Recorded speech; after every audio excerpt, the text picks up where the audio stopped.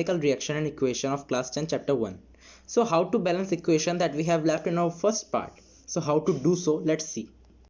So here you can see that I have equation iron plus water, that is steam here, gives you iron oxide plus hydrogen.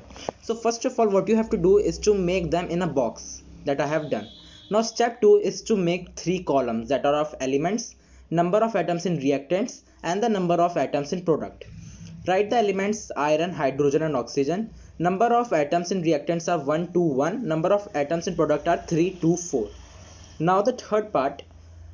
Now first we will start with iron. So atoms of iron in initial are 1 and the number of atoms in product are 3.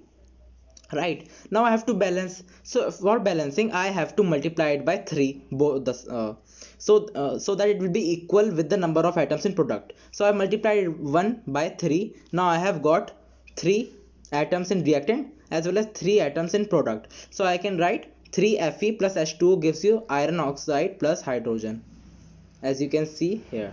Now atoms of oxygen, I have 1 in number of reactant and 4 in product. I have to balance, so I have to make them 4 both the sides. So I will multiply number of atoms in reactant by 4.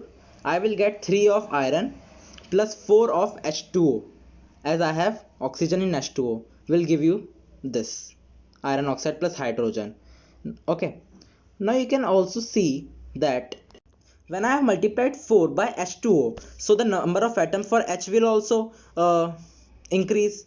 So the number of hydrogen will be, the 2 was there only, and when I added 4 now it will 8.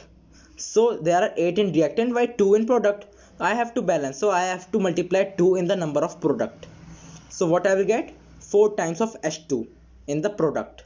So the balanced equation is 3 times of iron plus 4 times of water will give you iron oxide plus 4 times of hydrogen. Now how to make equation more informative? So here I have iron that is solid, so I can write S in bracket. Here I have H2O that is in gaseous form, so I can write G in bracket. Then Fe3O4 is solid, then H2O is gas. This is how we make the equation more informative, right? Understood? We can also make the equation more informative, like if I have any equation that need heat. So when I had written arrow, so on the above part of that I can write heat. Or if I need sunlight for that reaction, I can write sunlight, or electricity, I can write electricity. So this is how we can make the equation more informative. Understood?